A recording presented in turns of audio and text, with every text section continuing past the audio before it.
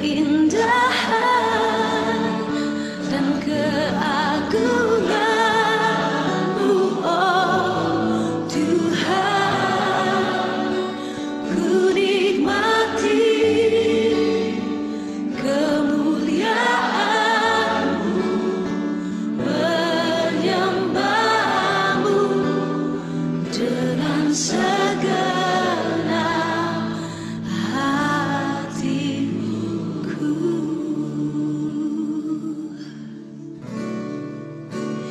Menyembah-Mu dengan segenap hatiku.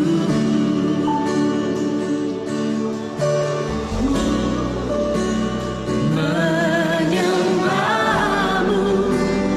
dengan segenap hatiku.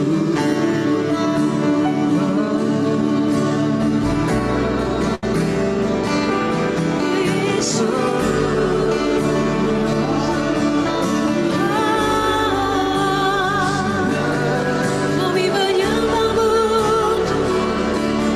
kami suka dalam hadirat-Mu, kami suka dalam hadirat-Mu, kami suka tinggal dalam hadirat-Mu. Hanya Kau, hanya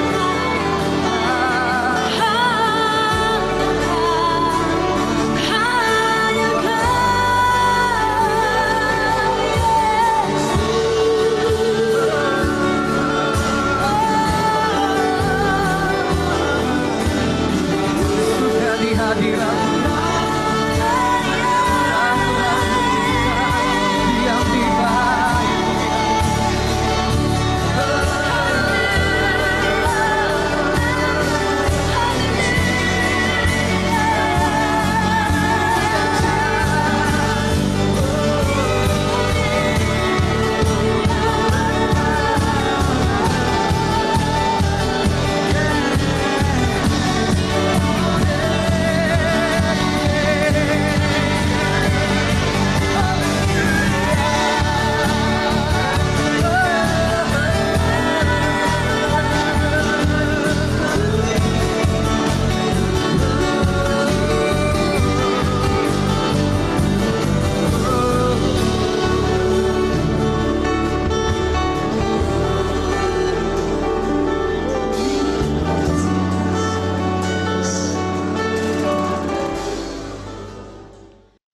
Kaulah Tuhan penyembuhku.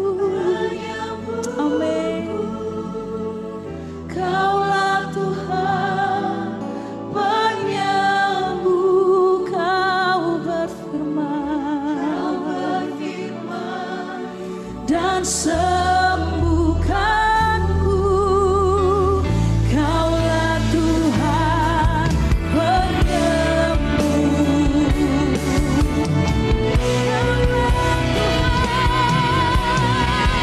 Kaulah Tuhan penyembuhku. Kaulah Tuhan penyembuh.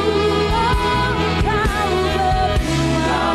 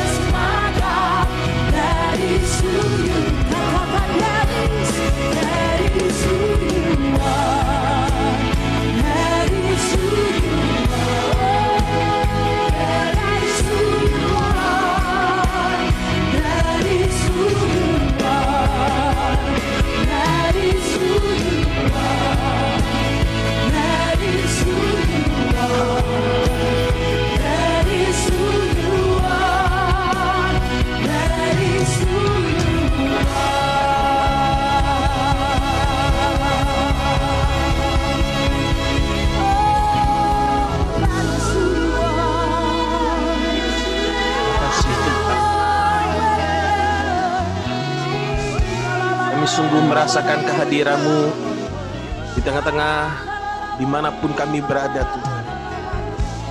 Kau hadir dalam setiap hati kami Roh Kudus. Kau mengalir keluar memenuhi setiap kami. Terima kasih Bapa. Terima kasih buat sore hari yang luar biasa ini. Terima kasih buat cinta-Mu yang tak pernah habis dari kami. Kau baik Tuhan. Dalam segala keadaan Engkau Tuhan yang baik. Terima kasih Bapa. Terima kasih Tuhan Yesus. Terima kasih Tuhan. Dan saat ini kami mau memuji, membesarkan nama-Mu. Terima kasih Bapa, kami bersyukur atas semuanya. Terima kasih Bapa, terpujilah nama-Mu. Dalam nama Yesus kami berdoa dan ucap syukur. Haleluya. Amin. Siap memuji Tuhan, amin. Mari kita memuji Tuhan. Mari Bapak Ibu dengan sukacita kita datang. Haleluya. Sungai sukacitamu mengalir dalamku. Oh yes. Anggur sukacitamu melimpah dalamku. Ku menari dan bersuka, pujimu di setiap waktu. Sebab sungai sukacitamu ada dalamku. Sungai sukacitamu mengalir dalamku. Oh yes. Anggur sukacitamu melimpah dalamku. Ku menari dan bersuka, pujimu di setiap waktu. Sebab sungai sukacitamu ada dalamku. Lari, lambaikan tangan kita. Mengalir bersamamu, bersuka di dalammu, mengikutimu Tuhan. Amin. Melayanimu Tuhan di dalam sukacitamu, sebab hanya Tuhan yang membuat sukacitaku penuh. Mana tepuk tangannya?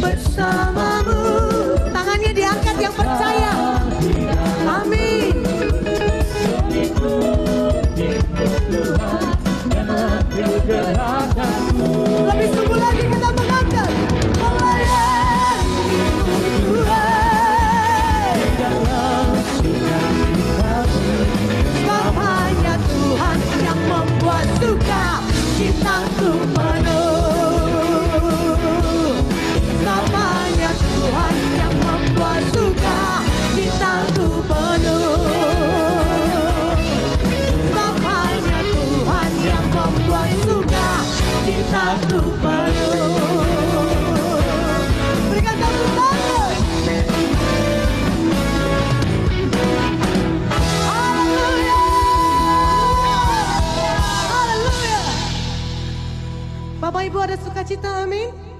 Kalau kita ada sukacita, keluar dari kursinya. Haleluya.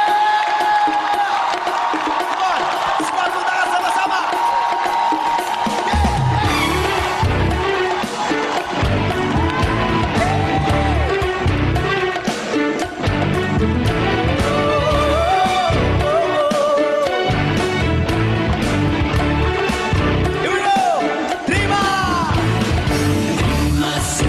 Cita surga, itulah kekuatan bagi jiwa. Ku dapat rasakan kasih-Nya di tengah badai yang bergelora. Masuknya cita surga, itulah kekuatan bagi jiwa. Ku dapat saksikan kuasa-Nya, taklukan badai yang bergelora. Haleluya, Kau ada dalam hatiku, dan atas semangatku, dan hilang kekuatanku. Haleluya, haleluya, ku mau bersorak bagimu. Sukacita sudah nyata menugiku.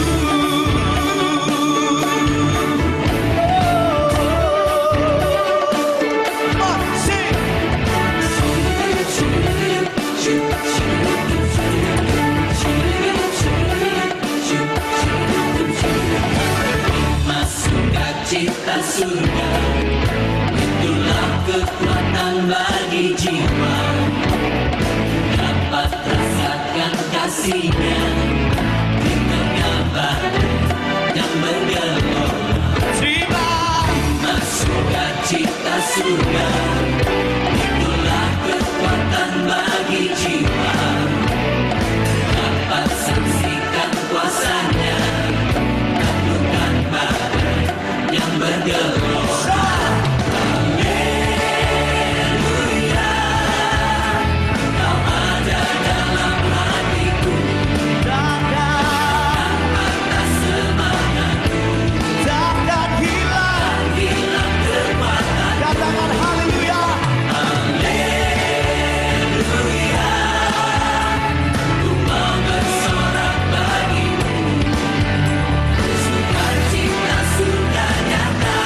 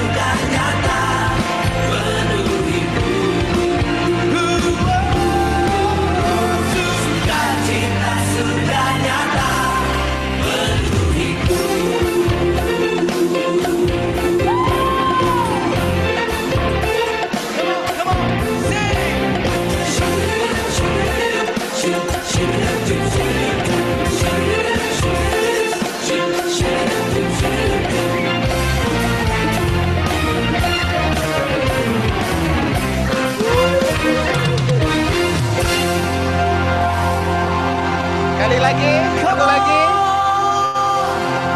Come on. Come Satu lagi ya, satu lagi.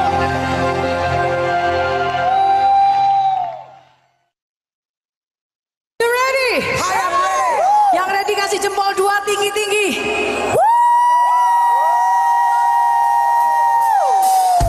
Come on. Hey.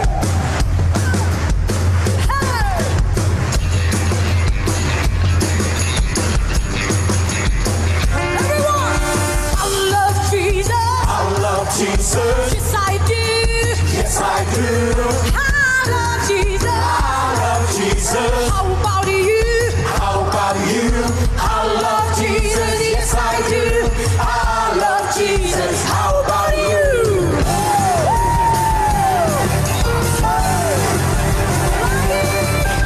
I love Jesus. I love Jesus. Yes, I do.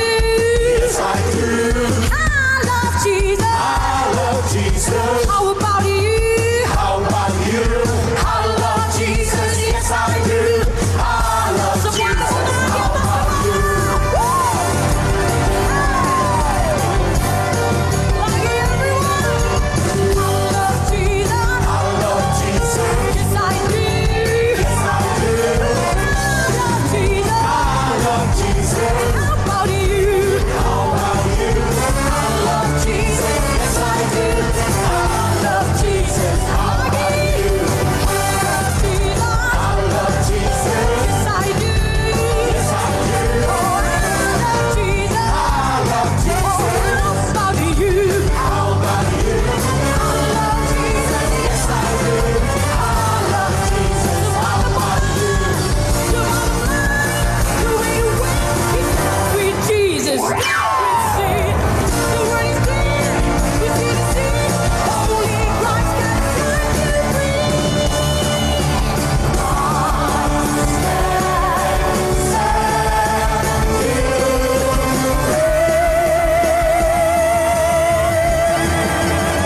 The word in your heart, when you know you want to power, when you tell it to the ground, get up to the story. I love Jesus. I love Jesus. Yes, I do. Yes, I do. Oh, I love Jesus. I love Jesus. Oh, how about you? How about you? Oh, I love Jesus. Yes, I do. Yes, I do. I love Jesus. How about you? I love Jesus. Yes, I do.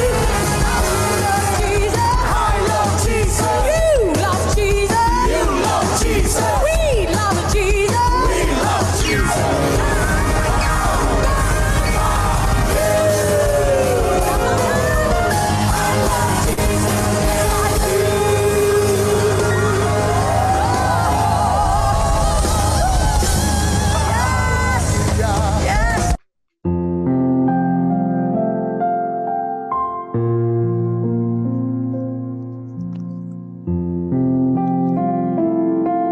Mari kita persiapkan hati kita berdoa sebelum kita mendengar dan merenungkan firman Tuhan. Terima kasih Tuhan Yesus. Terima kasih atas sukacita surgawi yang memenuhi hati setiap kami Tuhan. Biarlah kami percaya Tuhan sukacitamu yang selalu memenuhi setiap kami Tuhan di rumah kami masing-masing Tuhan. Kau yang selalu menguatkan kami Tuhan. Roh Kudus yang selalu menghibur kami Tuhan. Terima kasih Tuhan, terima kasih. Kalau sebentar kami akan mendengarkan firman Kau Tuhan. Kami percaya firman-Mu yang akan menguatkan setiap kami Tuhan. Firman-Mu yang berbicara pada setiap kami Tuhan. Sehingga kami tahu pada saat ini hanya Engkau yang kami perlu Tuhan. Hanya Engkau yang kami andalkan di dalam kehidupan ini. Terima kasih Tuhan. Beri kami hati seorang murid Tuhan. Kami sungguh mengerti. Dan kami juga menghidupi firman-Mu Tuhan. Kau mengurapi Ibu Dita Tuhan, yang akan menyampaikan firman-Mu Tuhan. Hikmat-Mu memenuhi kehidupan Bu Dita Tuhan. Kau yang mengurapinya Tuhan. Terima kasih Bapa, terima kasih. Hanya di dalam nama Tuhan Yesus Kristus kami berdoa dan kami mengucap syukur. Haleluya. Amin. Amin. Silakan Bu. Silakan Bu Dita.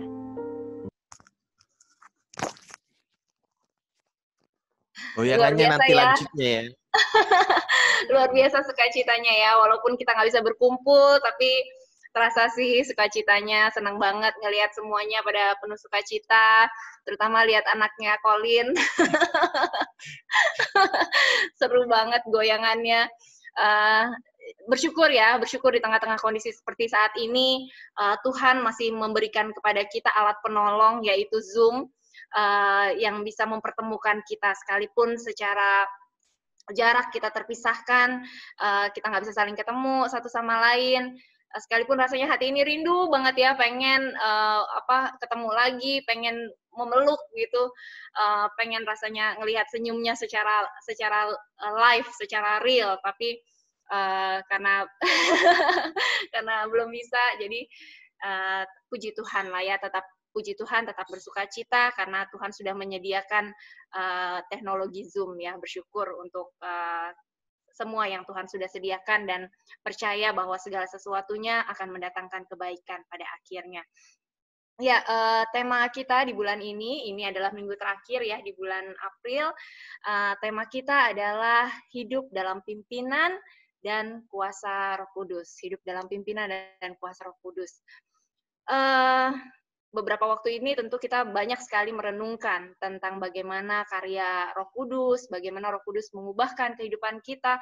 Mungkin di kesempatan kali ini saya hanya ingin mereview sedikit dan mengulang-ulang kembali apa yang sudah sering kali kita dengarkan sebelumnya ya. Jadi saya percaya apa yang akan kita sharing, kita renungkan pada sore hari ini bukan hal baru untuk kita, untuk setiap kita, hal yang sudah sering kita dengar. Namun biarlah kita boleh terus-menerus mengulang ini, mengulang-ulang sehingga kebenaran firman Kristus boleh termateraikan di dalam hati setiap kita, dan kita tidak hanya sekedar menjadi pendengar-pendengar dari kebenaran firman, tetapi kita boleh menjadi pelaku dari kebenaran firman itu. Saat Roh Kudus memimpin kehidupan seseorang, kita tahu perubahan besar terjadi dalam diri orang itu. Kita tahu contoh yang paling real yang kita bisa lihat dalam Alkitab, yaitu yang terjadi, perubahan yang terjadi dalam kehidupan Petrus ya. Di mana Petrus tadinya adalah orang yang sangat confident dengan imannya kepada Yesus, di mana Petrus adalah tadinya orang yang sangat yakin bahwa dia tidak akan mungkin bisa menyangkal Yesus apapun yang terjadi. Kita coba lihat di Matius 26 ayat 35 ya, Petrus berkata, kata Petrus kepadanya, sekalipun aku harus mati bersama-sama engkau, aku takkan menyangkal engkau. Dan semua murid lainnya pun berkata demikian. Namun kita semua tahu apa yang terjadi pada saat sebelum Yesus ditangkap dan pada akhirnya disalibkan. Kita tahu ceritanya bahwa pada akhirnya Petrus menyangkal Yesus sebanyak 3 kali sesuai dengan apa yang Yesus sudah sampaikan sebelumnya. Dan pada saat itu saya yakin iman Petrus pasti sangat terguncang. Namun oleh karena kemurahan dan kebaikan Tuhan, pada saat Yesus bangkit pertama kali yang disapa dan disebut namanya oleh malaikat itu adalah Petrus ya. Tetapi sekarang pergilah, katakanlah kepada murid-muridnya dan kepada Petrus, ia mendahului kamu ke Galilea. Di sana kamu akan melihat dia seperti yang sudah dikatakannya kepada kamu. Jadi Petrus orang yang mungkin paling merasa guilty, paling merasa tertuduh dan paling merasa bersalah pada saat itu, tapi secara spesifik Tuhan menyebut namanya, Tuhan mengingat namanya ya. Dan terlepas dari apapun kesalahan yang Petrus lakukan, Tuhan tetap mengasihi dia. Dan karena kasih itulah, pada saat sesudah Yesus mati di atas kayu salib, dan mereka menunggu sampai Roh Kudus turun ke atas mereka, dan sesudah peristiwa itu, kita tahu kejadiannya bahwa pada saat Petrus berkhotbah, sesudah Petrus dipenuhi oleh Roh Kudus, yang terjadi adalah 3.000 orang mengalami pertobatan. Wow, dari orang yang awalnya sangat berfokus pada dirinya sendiri, yang sangat confident dengan apa yang dia bisa lakukan, sangat percaya diri, ternyata pada akhirnya menyadari bahwa dia nggak bisa apa-apa, pada akhirnya dia menyadari bahwa dia orang yang nggak berdaya dan bisa bersalah, dan dari orang yang kemudian dipulihkan rasa berharganya oleh pribadi Tuhan, dan kemudian dimampukan oleh kuat kuasa Roh Kudus untuk bisa menyebarkan Injil kabar baik tentang kerajaan Allah, sehingga dipakai secara luar biasa. Bom, sebuah ledakan terjadi, sebuah perubahan terjadi, sebuah transformasi terjadi, di mana 3.000 orang mengalami pertobatan akibat sentuhan dari Petrus, ya.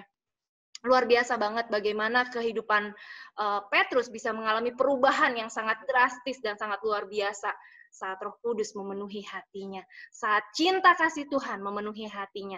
Dan kita juga boleh belajar dari kasus-kasus tokoh-tokoh Alkitab yang tercatat di Alkitab kita.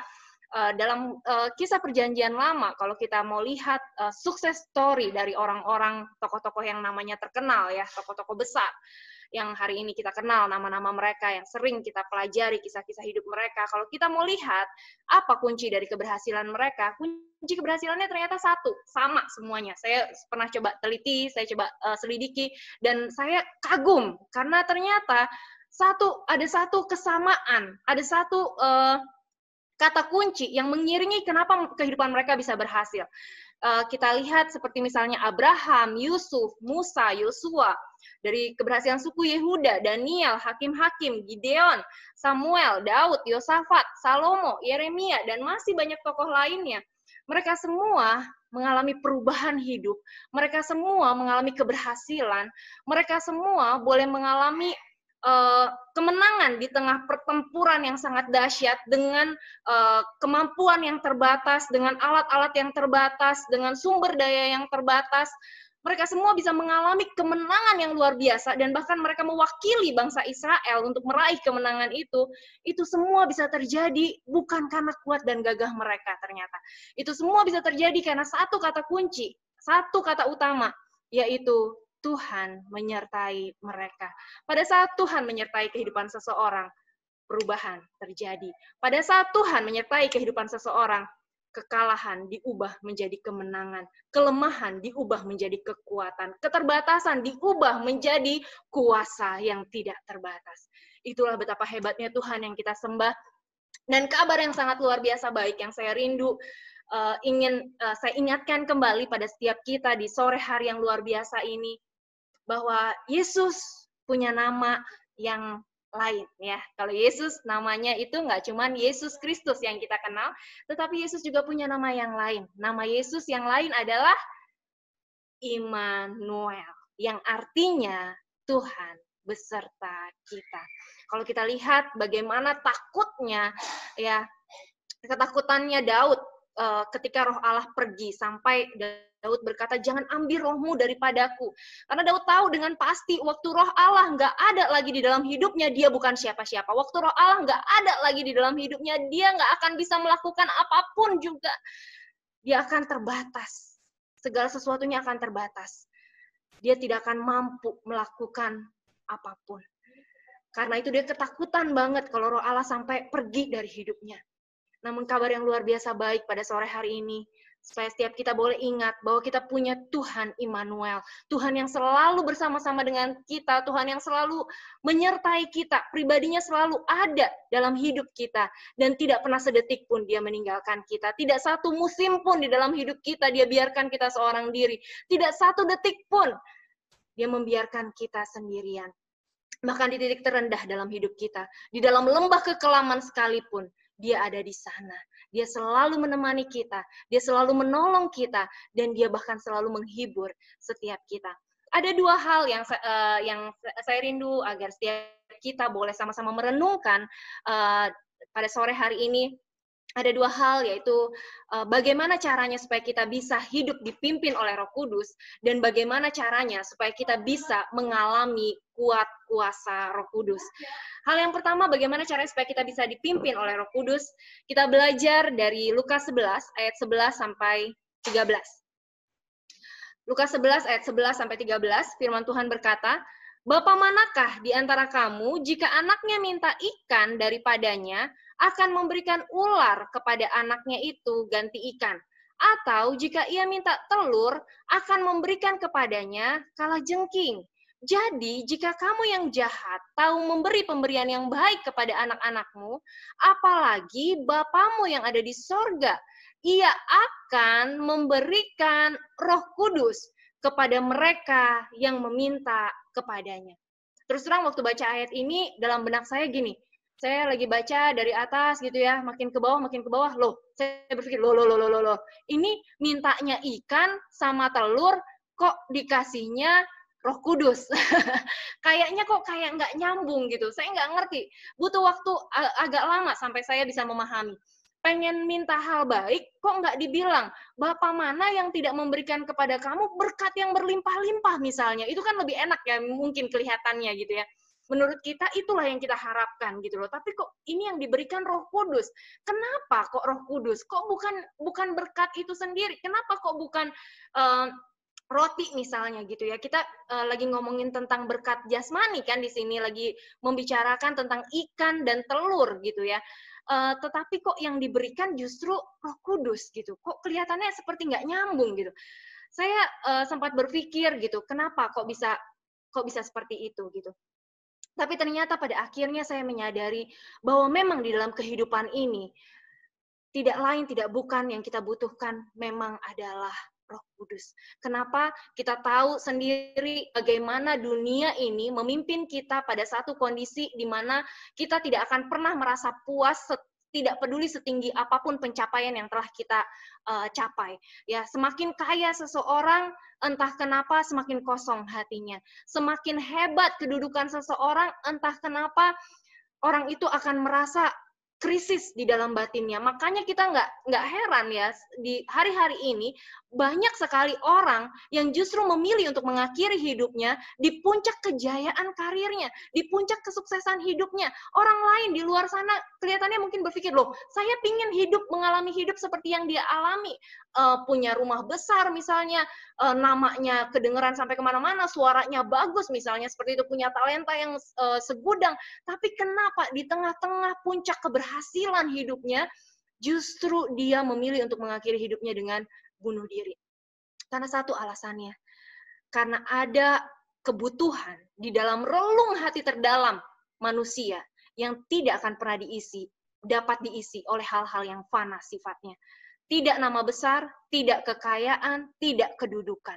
Harta, tahta, pria, wanita tidak akan pernah bisa memenuhi kebutuhan hidup manusia yang terdalam. Karena kebutuhan hidup manusia yang terdalam hanya bisa dipenuhi oleh kasih dan kemurahan Tuhan. Itulah yang dunia tidak bisa berikan. Itulah damai sejahtera Allah yang melampaui segala akal, yang dunia nggak bisa berikan sampai kapanpun. Sampai kemanapun kita mencari uniknya, seberapa kuat kita berjuang kerja keras, semakin kita merasa kita kekurangan. Semakin kuat kita berusaha untuk memenuhi kebutuhan kita, semakin kita merasa belum pernah cukup, tidak cukup, selalu tidak cukup. Tapi waktu damai sejahtera Allah melingkupi hati dan pikiran kita, hidup kita mengalami perubahan. Hidup kita mengalami perubahan yang sangat luar biasa. Roh Kudus disamakan dengan pemberian yang baik. Kenapa? Karena memang Roh Kudus itulah yang kita butuhkan di dalam hidup ini. 2 Korintus 5 ayat 15. 2 Korintus 5 ayat yang ke-15, firman Tuhan berkata, dan Kristus telah mati untuk semua orang, supaya mereka yang hidup tidak lagi hidup untuk dirinya sendiri, tetapi untuk Dia yang telah mati dan telah dibangkitkan untuk mereka. Dalam terjemahan lain dikatakan, dalam terjemahan bahasa Inggris, The Message, dikatakan, He included everyone in His death, so that everyone could also be included in His life. A resurrection life, a far better life than people ever live on their own. Ya, terjemahan yang sangat luar biasa, saya pikir, dan sangat membukakan mata kita, bahwa Yesus memasukkan kita semua dalam kematiannya, supaya kita semua bisa juga ikut di dalam kehidupan kekal bersama-sama dengan Yesus. Wow, luar biasa ya. Karena dosa dan pelanggaran kita seharusnya jatah kita mati. Seharusnya jatah kita menerima penghukuman kekal. Tapi karena kematian Yesus, kita menjadi satu dengan kematian Yesus, dan kita juga menjadi satu dalam kehidupannya. Kehidupan yang berkebangkitan, kehidupan yang berkemenangan. Yesus mati tidak hanya mati begitu saja. Banyak orang mati, kemudian mati begitu saja ya. Tapi Yesus mati dan bangkit kembali. Hanya Yesus satu-satunya pribadi di dunia ini yang mati dan bangkit kembali, dan tidak ada pribadi yang lain. Ya, Yesus Tuhan yang kita sembah adalah Tuhan yang hidup, sehingga kita menjadi satu dalam kehidupannya. Dan ketika kita menjadi satu dalam kehidupannya, kehidupan yang berkebangkitan, kehidupan yang berkemenangan, apa yang terjadi? Yang terjadi adalah kita memiliki kehidupan yang jauh lebih baik. Kehidupan yang jauh lebih baik dari kehidupan seorang yang hidup untuk dirinya sendiri. Kehidupan orang yang berjuang untuk hidup bagi dirinya sendiri. Kehidupan yang jauh lebih baik dari apa yang dapat kita pikirkan, dari apa yang dapat kita minta dan doakan. Wow, keren banget ya. Dalam Yohanes 10 ayat 10, mungkin kita sudah sering sekali mendengar ayat ini, pencuri datang hanya untuk mencuri dan membunuh dan membinasakan. Aku datang supaya mereka mempunyai hidup dan mempunyai dalam segala kelimpahan. Kita lihat dalam terjemahan yang lain dikatakan, the thief purpose is to steal and kill and destroy. My purpose is to give them a rich and satisfying life. Tujuan Yesus datang adalah supaya kita memiliki kehidupan yang kaya. Dan gak cuman kaya, tapi memuaskan. Satisfying. Ya, kehidupan yang memuaskan. Wow, keren banget ya. Kehidupan yang sangat memuaskan. Dalam terjemahan bahasa Inggris yang lain, The Message dikatakan, and so they can have everything that they need. Sehingga mereka dapat memiliki semua yang mereka butuhkan. Kadang-kadang yang jadi masalah, kita nggak ngerti apa yang kita butuhkan. Kita berusaha membeli barang, tapi kita nggak ngerasa puas. Kenapa? Karena bukan itu yang kita butuhkan. Tapi Yesus memberikan kepada kita tepat apa yang kita butuhkan. Dia menjawab doa-doa kita dengan precise apa yang menjadi kebutuhan setiap kita. Dan terjemahan yang lain dikatakan, a thief is only there to steal and kill and destroy. I come so they can have real and eternal life, more and better life than they ever dream of. Wah, keren banget ya, keren banget, luar biasa banget. Pencuri datang hanya untuk mencuri, membunuh, dan membinasakan. Tapi aku datang, kata Yesus, supaya mereka memiliki kehidupan yang sesungguhnya, kehidupan yang sebenarnya, kehidupan kekal, yang lebih dan lebih baik dari apa yang dapat mereka impikan. Kita punya mimpi, setiap kita saya percaya punya mimpi yang indah banget, harapan akan apa yang mau kita capai di dalam hidup ini. Tapi tahukah kita, ada satu pribadi yang begitu mengasihi kita, yang ternyata punya rencana yang teramat sangat indah, jauh lebih indah dari apa yang dapat kita impikan dan dari apa yang dapat kita doakan. Luar biasa kasih Tuhan ya. Dalam Yohanes 14 ayat 16 sampai 18, kita lihat Yohanes 14 ayat 16 sampai 18. Ada janji Tuhan yang begitu luar biasa indah, ada janji Tuhan yang begitu luar biasa baik yang kita ternyata sangat butuhkan di dalam hidup ini, yaitu penolong yang bisa menolong kita. Aku akan meminta kepada Bapa dan Ia akan memberikan kepadamu seorang penolong yang lain supaya Ia menyertai kamu selama-lamanya, yaitu Roh kebenaran. Dunia tidak dapat menerima Dia sebab dunia tidak melihat Dia dan tidak mengenal Dia. Tetapi kamu mengenal Dia sebab Ia menyertai kamu dan akan diam di dalam kamu. Aku tidak akan meninggalkan kamu sebagai yatim piatu. Aku datang kembali kepadamu.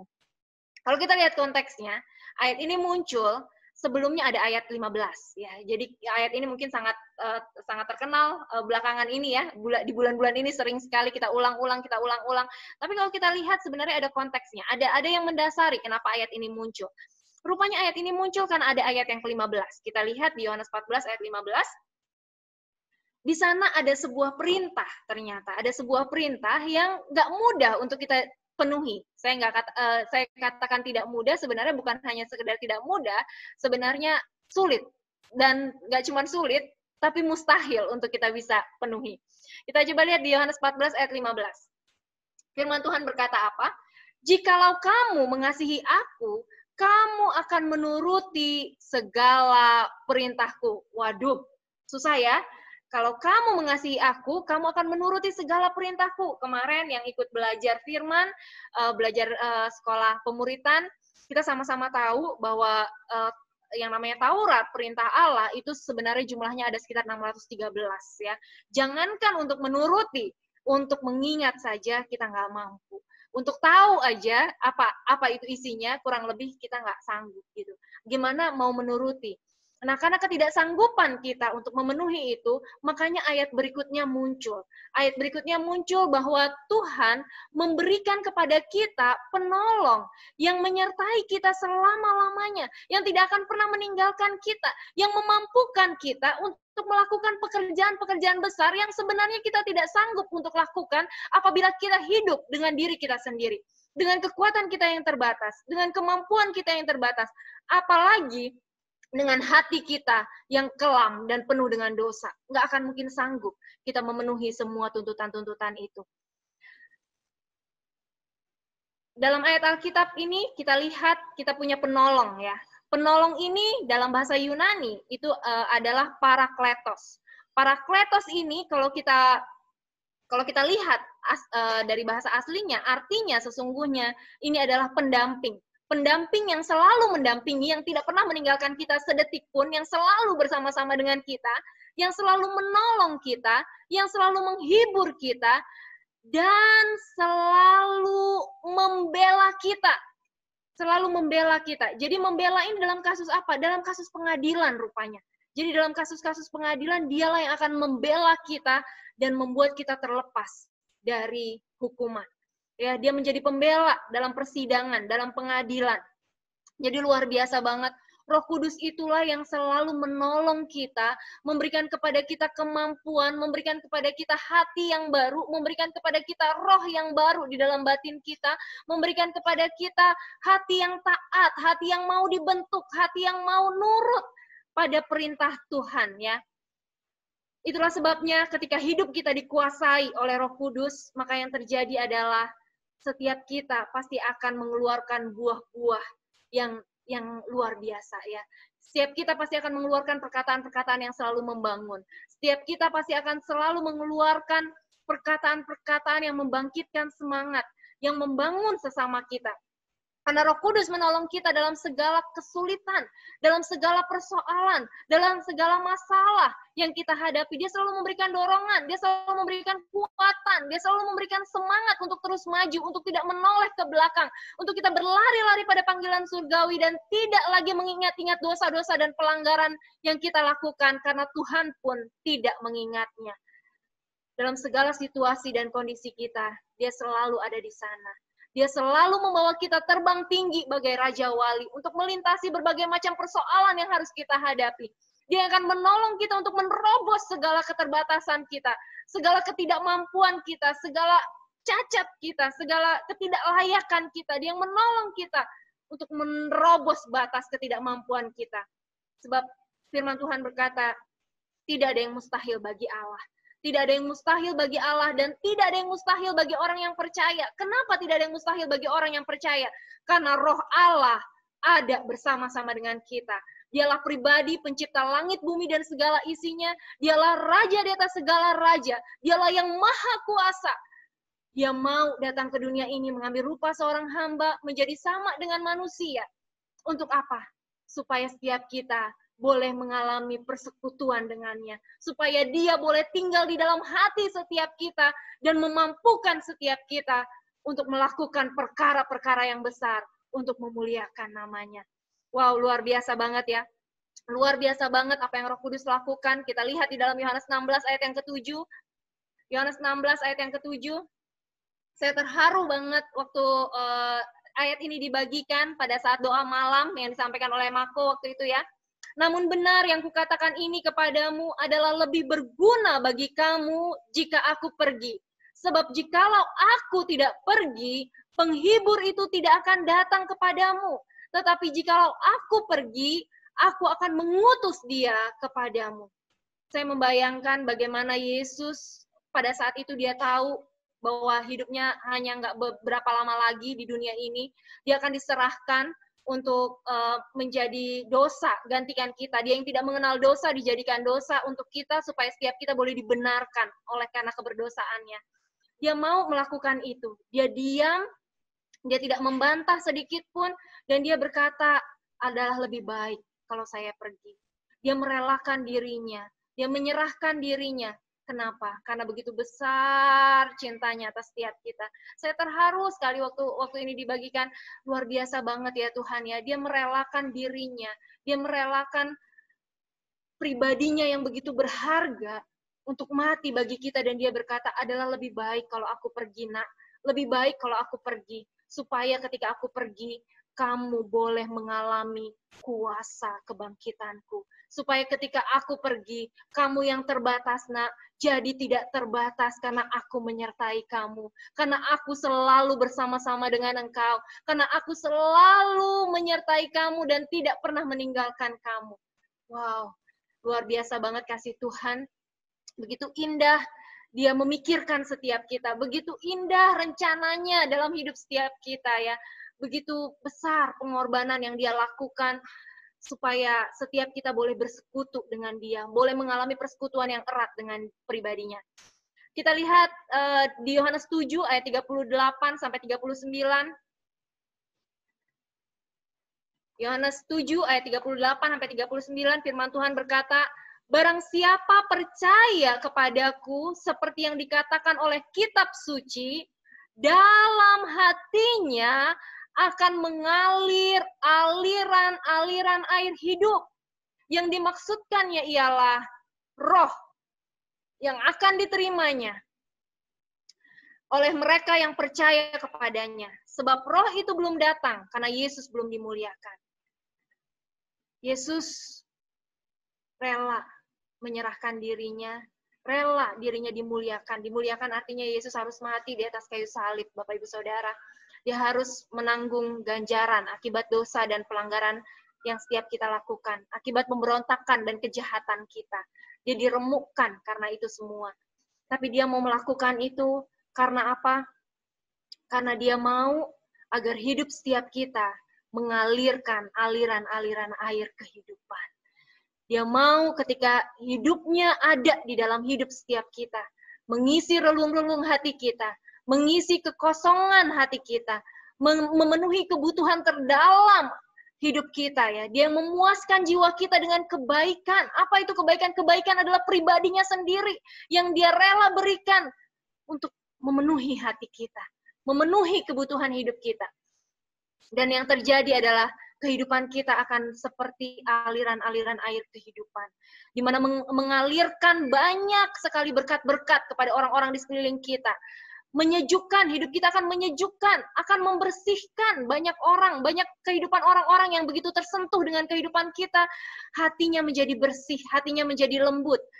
Menyejukkan, ya, kehadiran kita membawa damai sejahtera, membawa ketenangan, merukunkan orang-orang yang sedang bertikai, merukunkan orang-orang yang sedang konflik, membawa rasa damai sejahtera, membersihkan, menenangkan, melembabkan ya, menjadikan hati orang-orang yang kita dekat dengan kita menjadi lembut, hati yang tadinya keras seperti batu, hati yang tadinya penuh dengan amarah, penuh dengan kepahitan, yang hitam, kelam, yang penuh dengan iri, dengki, kebencian. Begitu kehidupan kita ada di dekat mereka, mereka boleh mengalami kasih dan kebaikan Kristus melalui kehidupan kita, hatinya boleh lembut ya. Dan kita boleh mengalami buah-buah roh, kita boleh menghasilkan buah-buah, dan kita boleh memberikan sukacita bagi orang-orang di sekeliling kita. Jadi luar biasa banget bahwa Tuhan memiliki rencana yang begitu indah dalam hidup kita. Hidup kita memancarkan hal-hal yang baik bagi orang-orang di sekeliling kita, bukan karena kuat dan gagah kita, bukan karena hebat kita, tetapi karena ada pribadi yang luar biasa, pribadi yang sumber segala kebaikan ada di dalam hidup kita. Dalam Yehezkiel 36 ayat 26, firman Tuhan berkata, kamu akan kuberikan hati yang baru dan roh yang baru di dalam batinmu, dan aku akan menjauhkan dari tubuhmu hati yang keras, dan kuberikan kepadamu hati yang taat. Luar biasa ya, bahwa hati kita sudah diganti, bukan direkon, Bapak Ibu Saudara. Hati kita sudah diganti dengan hati yang baru. Hati yang tadinya keras, hati yang kelam, hati yang pahit, sudah diganti hati yang baru, hati yang lembut, hati yang taat, hati yang penuh dengan kasih, karena ada kasih Kristus di dalam hati kita. Dan karena itu, kita coba lihat di Yohanes 14 ayat 12. Kita baca di Yohanes 14 ayat ke-12. Bapak Ibu Saudara, 2 menit lagi kita akan terputus. Kita baca satu ayat dulu sebelum kita terputus. Nanti begitu terputus, mohon untuk sambung kembali ya. Yohanes 14 ayat 12. Firman Tuhan berkata, Aku berkata kepadamu, sesungguhnya barang siapa percaya kepadaku, ia akan melakukan juga pekerjaan-pekerjaan yang aku lakukan. Bahkan pekerjaan-pekerjaan yang lebih besar daripada itu, sebab aku pergi kepada Bapa. Yesus pergi kepada Bapa. Ya, Yesus yang satu orang, yang kita lihat hidupnya begitu menakjubkan, begitu memukau, begitu luar biasa, membuat kita terheran-heran, membuat kita ternganga-nganga. Kalau kita lihat kisahnya di Alkitab, kok ada ya orang kayak gitu, kok luar biasa banget ya hidupnya ya. Tahukah kita bahwa destiny kita melakukan pekerjaan-pekerjaan yang besar, yang jauh lebih besar dari apa yang Yesus lakukan. Karena apa? Karena Yesus pergi kepada Bapa. Karena Yesus pergi kepada Bapa dan dia mengirimkan penolong bagi setiap kita untuk tinggal di dalam setiap kita.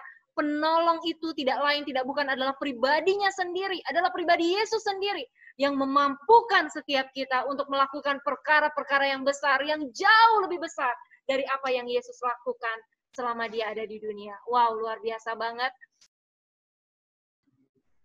Oke.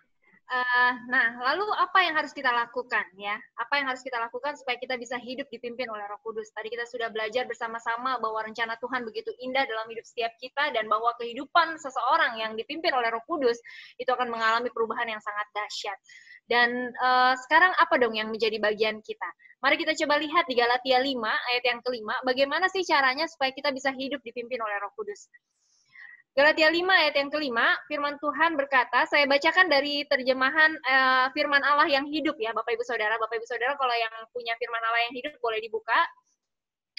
Dalam terjemahan firman Allah yang hidup dikatakan demikian. Tetapi dengan pertolongan Roh Kudus, kita menyandarkan diri kita pada kematian Kristus yang menghapuskan dosa kita dan yang membenarkan kita di hadapan Allah. Artinya apa? Kita perlu menyandarkan diri kita pada kematian Kristus. Kita perlu menyadari penuh, ya tema kita bulan lalu, mati bersama-sama dengan Kristus dan kita hidup. Bukan lagi diri kita yang hidup, melainkan Kristus yang hidup di dalam kita. Kita perlu menyadari penuh posisi kita bahwa kita sudah mati bersama-sama dengan Kristus. Artinya apa? Kedagingan tidak lagi berkuasa di dalam hidup kita. Ayat ke-16, kita baca ayat 16 sampai 17 di FAYH, firman Allah yang hidup. Saya menasehatkan supaya saudara hanya mengikuti petunjuk-petunjuk Roh Kudus. Ya, hanya mengikuti petunjuk-petunjuk Roh Kudus.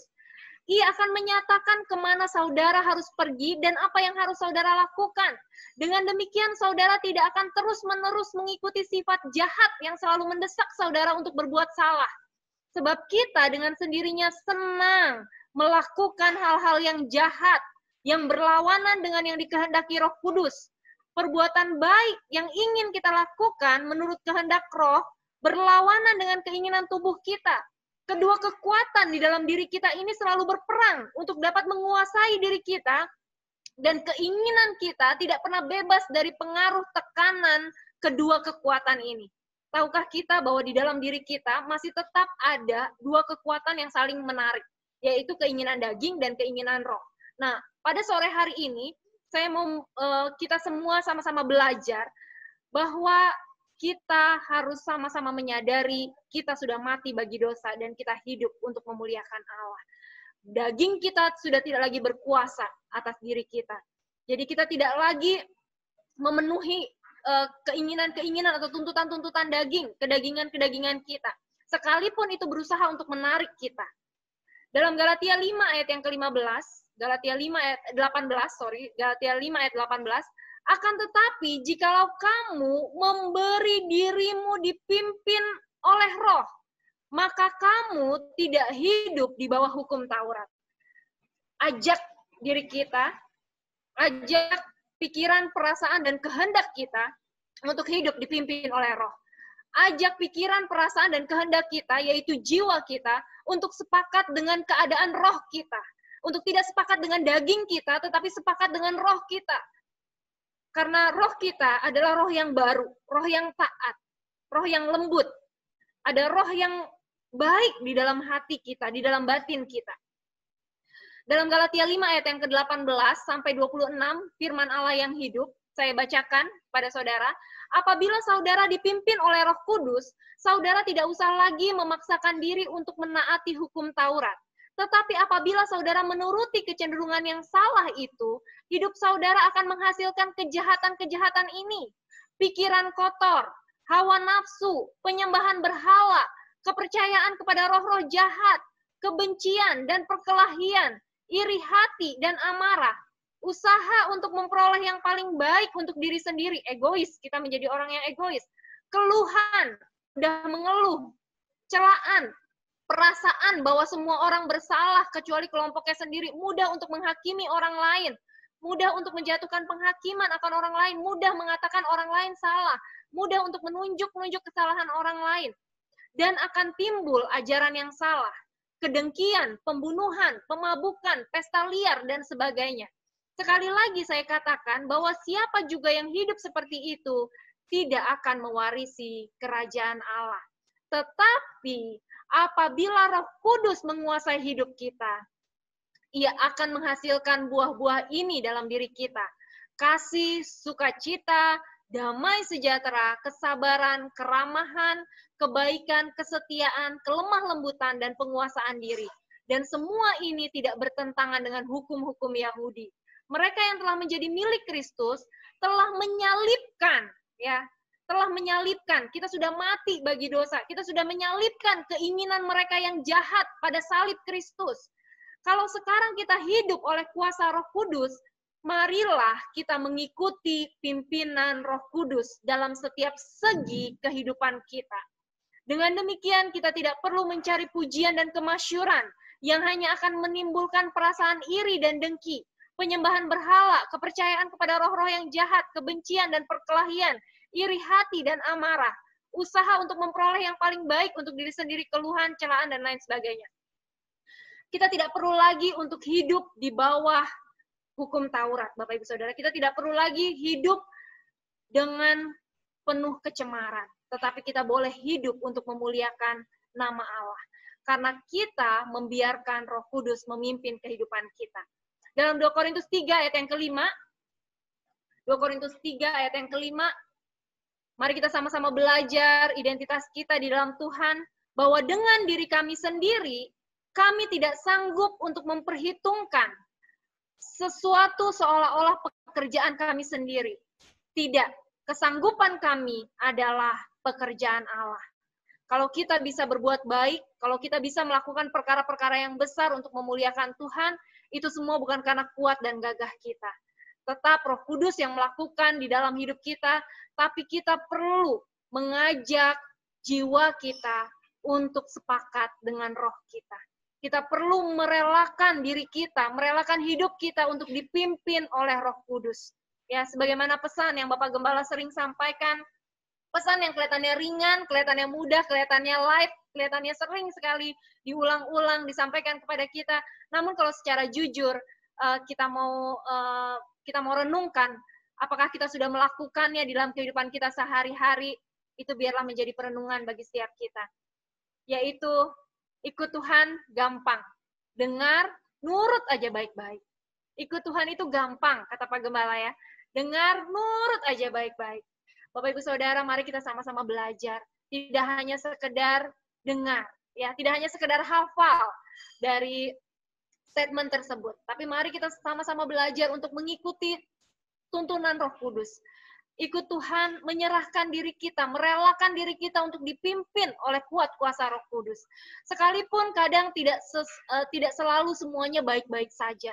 Ada kalanya kita melihat, oh ternyata nggak enak gitu ya. Kita lihat waktu murid-murid diminta oleh Tuhan pergi menyeberang danau, ternyata di sana justru mereka bertemu dengan badai gitu. Pada saat ikut Yesus, kadang tidak selamanya semuanya kelihatan baik-baik aja. Tapi percayalah, sekalipun ada masalah, Tuhan Yesus pasti akan menolong setiap kita. Amin. Tuhan Yesus pasti akan menolong setiap kita dan membawa setiap kita di jalan kemenangannya. Ada rencana Tuhan yang indah di balik semua yang Tuhan sudah sediakan di dalam hidup kita. Bangsa Israel pada saat mereka mau ke tanah perjanjian, sebenarnya hanya 2 minggu waktu perjalanan yang mereka butuhkan. Namun karena ketegaran hati mereka, karena mereka tidak mau dengar dan nurut baik-baik, akibatnya mereka harus menghabiskan 1 generasi di sana. Mereka harus menghabiskan 40 tahun di sana. Bukan janji Tuhan tidak tergenapi dalam hidup mereka. Janji Tuhan tetap tergenapi. Tuhan yang berjanji adalah Tuhan yang setia. Saya percaya bahwa janji Tuhan akan tergenapi dengan sempurna dalam hidup kita.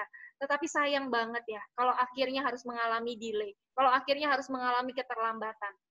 Tapi biarlah kita belajar untuk bersepakat dengan kebenaran firman Tuhan.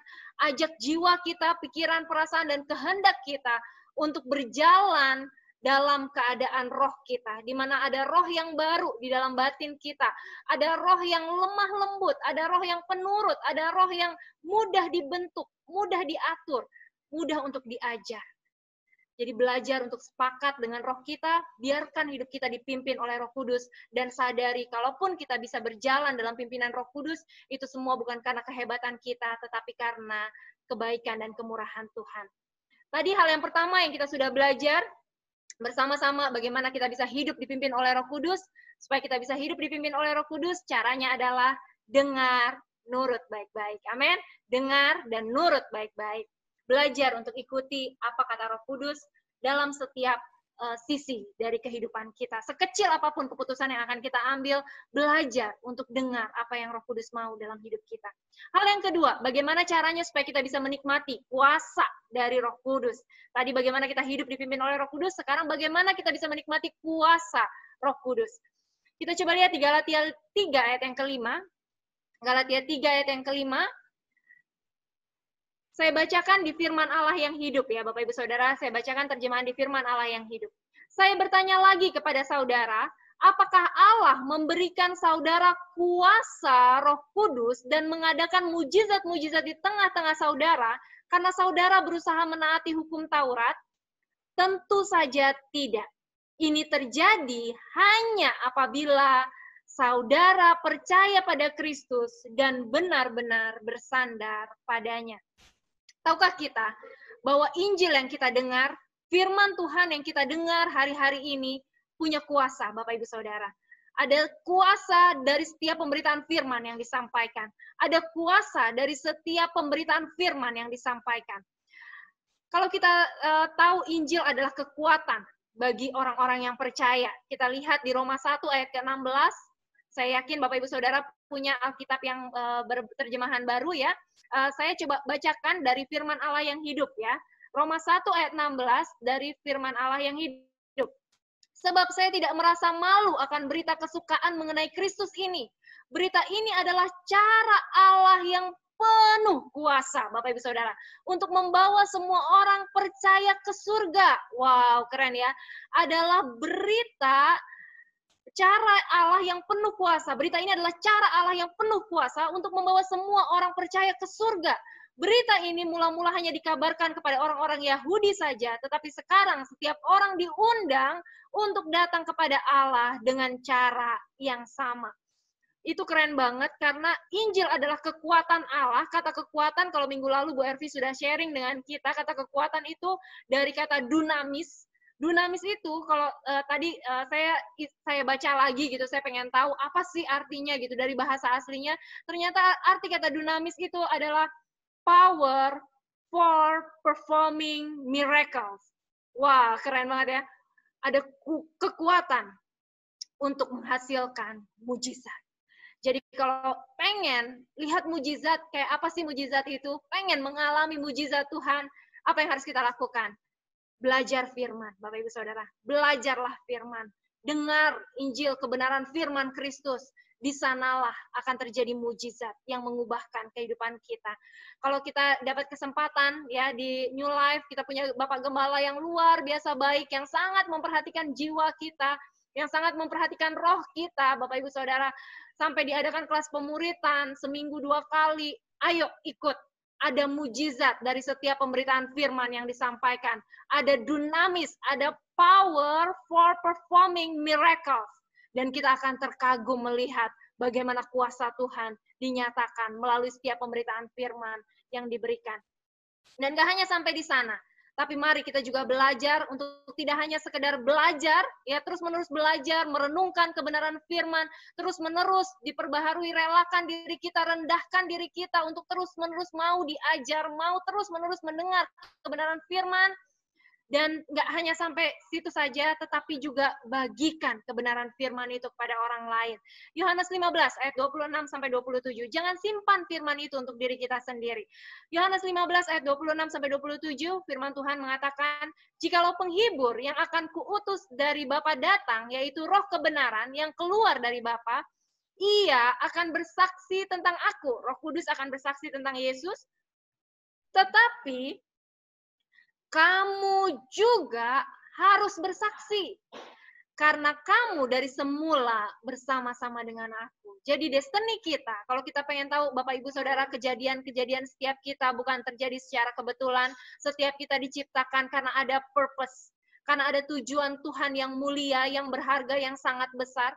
Tujuan Tuhan itu adalah bagi kita untuk memberitakan perbuatan-perbuatan Tuhan yang besar dan ajaib. Tujuan Tuhan dalam hidup kita adalah untuk memberitakan Injil kabar baik tentang keselamatan di dalam pribadi Yesus Kristus.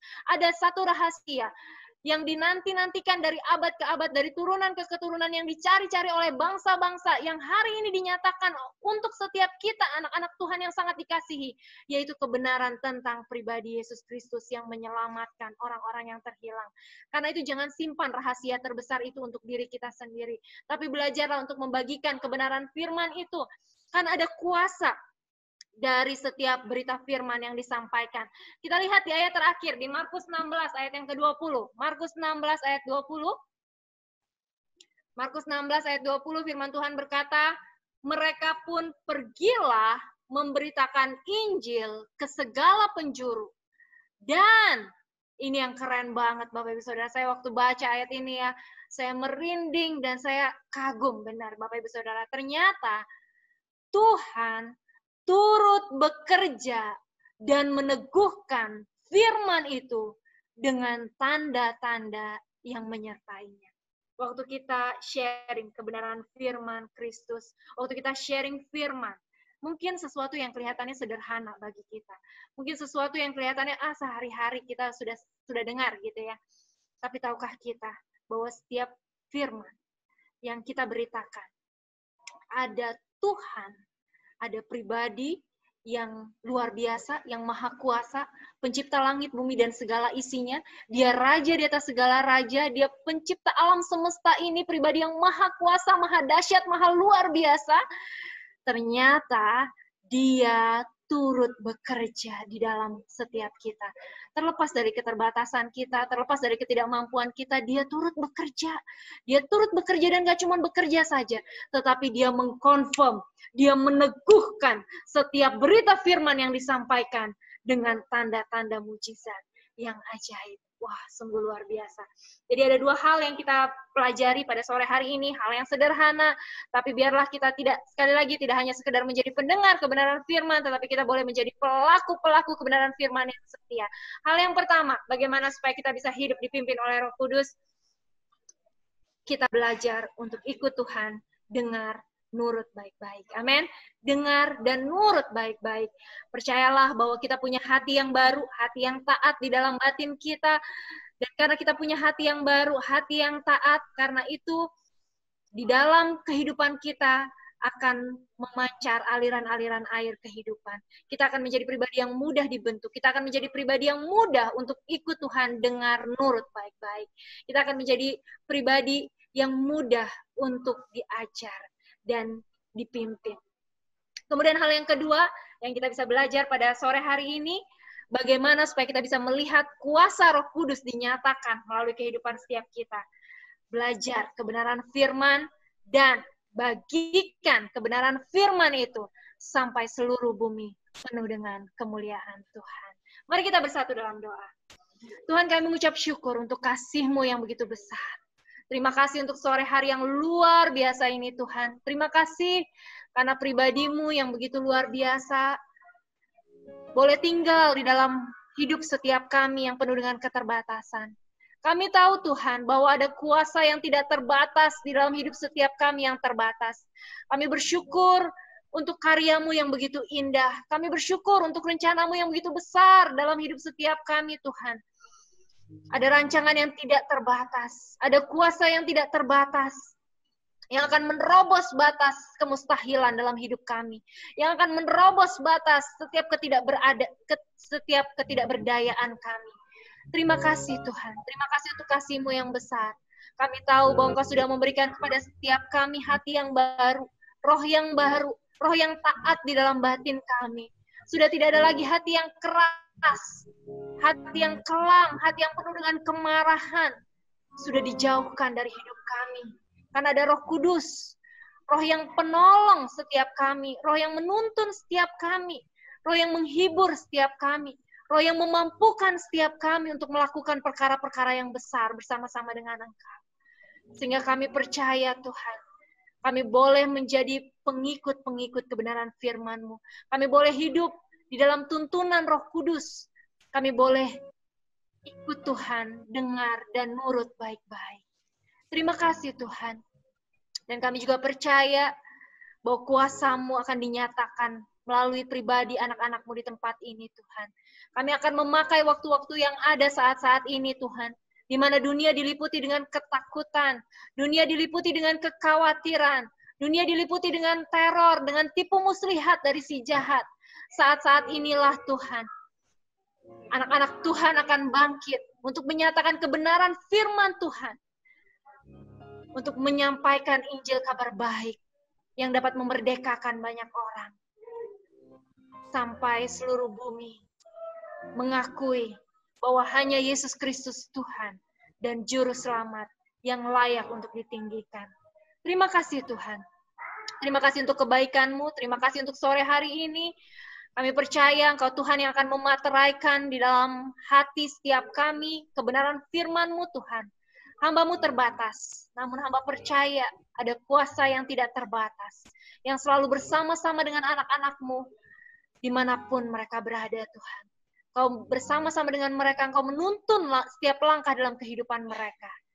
Dan nama Tuhan ditinggikan atasnya. Terima kasih Tuhan. Pujilah nama-Mu di dalam nama Tuhan Yesus. Haleluya. Amin. Amin. Kita akan masuk dalam perjamuan kudus. Saudara boleh persiapkan roti dan anggurnya. Atau ada cracker. Atau ada teh mungkin. Boleh juga. Yang penting dalam kita melakukan perjamuan ini, kita mengingat pengorbanan Kristus ya.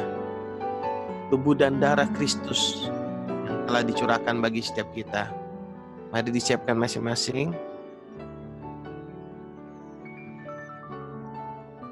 Saya tunggu sebentar.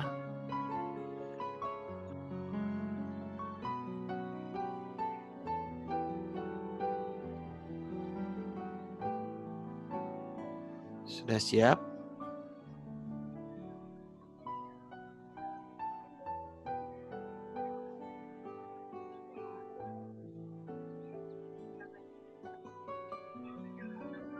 Kalau sudah siap, kita menyembah Tuhan terlebih dahulu.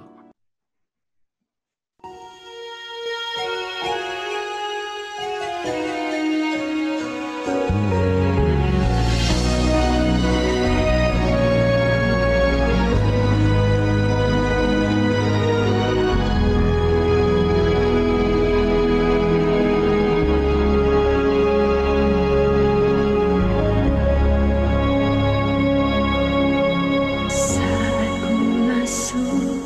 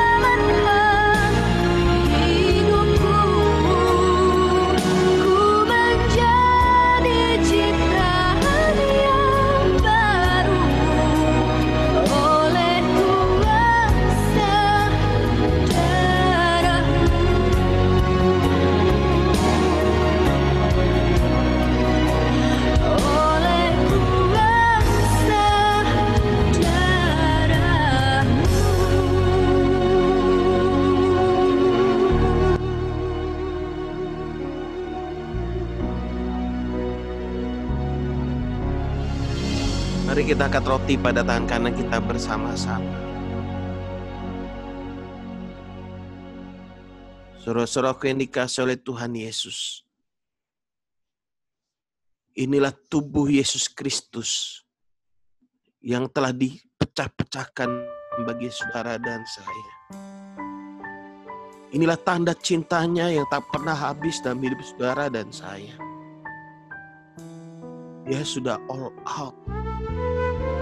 Dia berikan seluruh hidupnya. Terima kasih. Terima kasih. Terima kasih ya Tuhan. Saudara-saudaraku yang dikasihi oleh Tuhan Yesus. Bukankah roti yang berada pada tangan kanan kita ini adalah persekutuan kita dengan tubuh Yesus Kristus? Mari kita makan dengan iman dalam nama Yesus.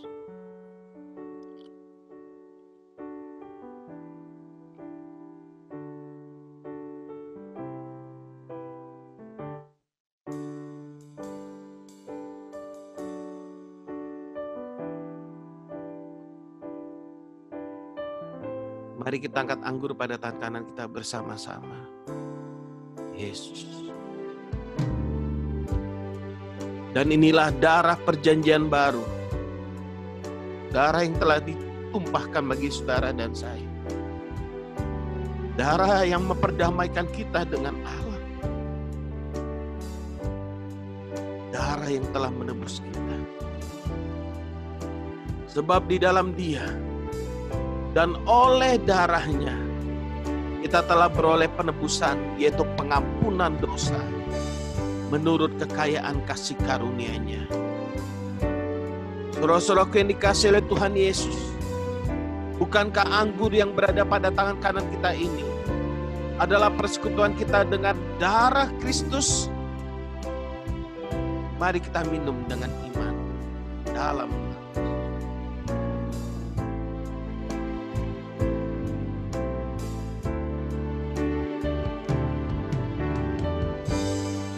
syukur kepadanya.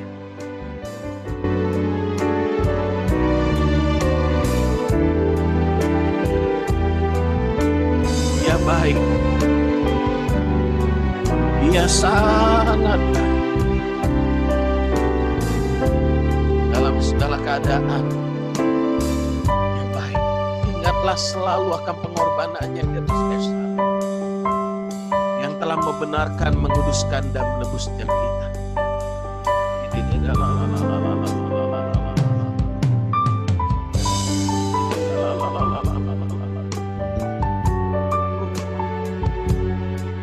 Kasih karunia dan damai sejahtera dari Tuhan Yesus menyertai kita. Kemanapun kaki kita melangkah, Dia Allah Immanuel, Allah yang menyertai setiap kita. Dia penolong dan pelindung dalam kehidupan kita. Dan kuasanya tak terbatas dalam hidup kita. Terima kasih Tuhan. Terima kasih Tuhan Yesus. Kau baik dan hidup kami. Terima kasih atas semuanya. Terus ambil waktu tenang, menikmati hubungan dengan Dia.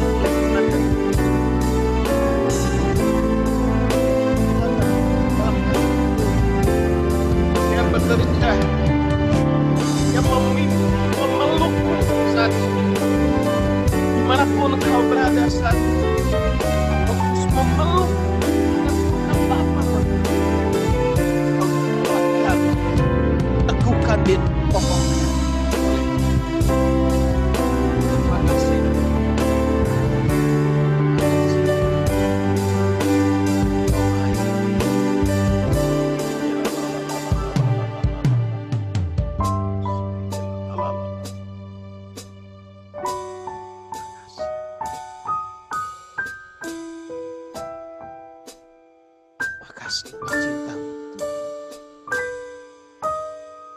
Kami mengasihi Yesus.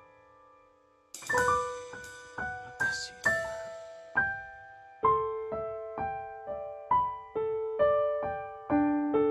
Terima kasih Yesus.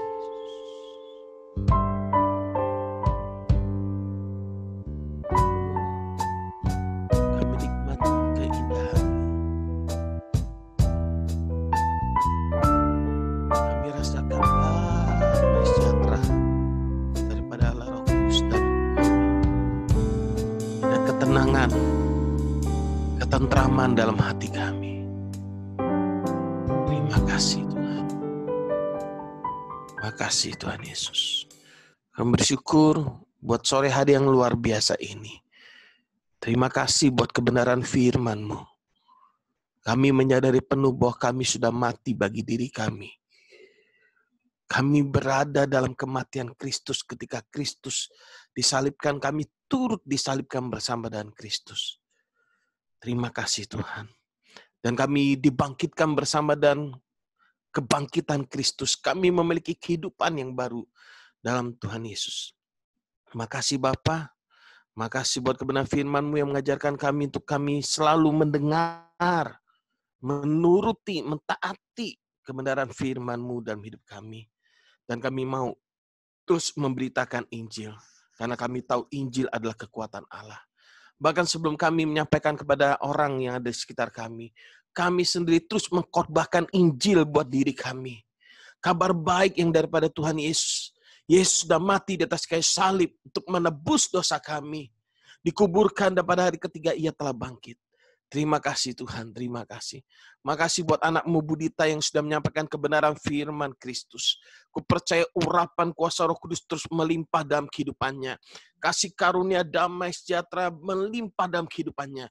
Berkat-berkat rohani, berkat-berkat jasmani berlimpah dalam kehidupannya. Dalam rumah tangganya bersama dan Pak Bagus Tuhan. Kuasa-Mu menyertai mereka. Dalam segala keterbatasan yang ada, tapi aku percaya kuasa-Mu bekerja melalui kehidupan mereka. Mengalir aliran-aliran kehidupan dari dalam rumah tangga ini Tuhan. Sehingga banyak orang melihat Kristus, mengalami perjumpaan pribadi dan Kristus melalui kehidupan Pak Bagus dan Budita. Terima kasih Bapa, terima kasih. Aku menyerahkan semuanya dalam tangan-Mu. Makasih Tuhan Yesus, terpujilah nama-Mu. Dalam nama Yesus kami berdoa dan mengucap syukur. Haleluya. Amin. Oke, saudara, kita akan terputus. Hari Senin kita ada pemuritan. Saudara yang belum join, nggak apa-apa, gabung aja langsung. Karena Senin nanti kita akan bahas tentang kasih karunia. Senin dan Jumat kita ada pemuritan jam 7:30 malam. Hari Rabu kita ada doa malam 6:30. Kalau hari Rabu 6:30. Kelas pemuritan aja yang jam 7:30 malam sampai jam 9 malam. Kalau hari Rabu 6:30 ya. Dan saudara NLC masing-masing, saya berharap saudara walaupun dalam kondisi begini, saudara tetap NLC online. Untuk saudara tetap bisa saling memperhatikan satu sama lain. Saudara, apalagi yang ada wifi gitu ya. Ya, pastikan saudara bersama-sama untuk boleh saling memberkatin. Kita online gini, kita saling memberkati loh, saudara. Saudara NLC juga saling berbagi, saling memberkati. Rema apa yang saudara dapat, saudara bisa share juga saat NLC dan sebagainya. Jadi jangan hanya menunggu, mengkonsumsi terus, tapi belajar memberi. Memberi diri, membagikan rema yang Tuhan berikan pada saudara. Jadi jangan hanya menerima saja, tapi belajar memberi. Laut mati itu, kenapa nggak ada kehidupan di sana? Karena dia hanya menerima, nggak ada keluarnya. Makanya kita harus mengerti bahwa kehidupan itu kita menerima, kita salurkan. Terima, salurkan. Terima, salurkan. Orang-orang yang menerima kebenaran dan menyalurkan kebenaran firman Kristus, pasti pertumbuhannya jauh lebih baik daripada yang tidak. Jadi pesan saya, saudara, hari-hari ini fokus terus pada Kristus. Saudara pilih berita yang saudara dengar, jangan yang sembarangan, saudara. Berita-berita, pengajaran-pengajaran yang saudara dengar, saudara pilih. Kalau saudara agak bingung, boleh tanya sama saya, boleh diskusi gitu ya. Kemudian yang kedua, pilih pergaulan yang benar dan baik.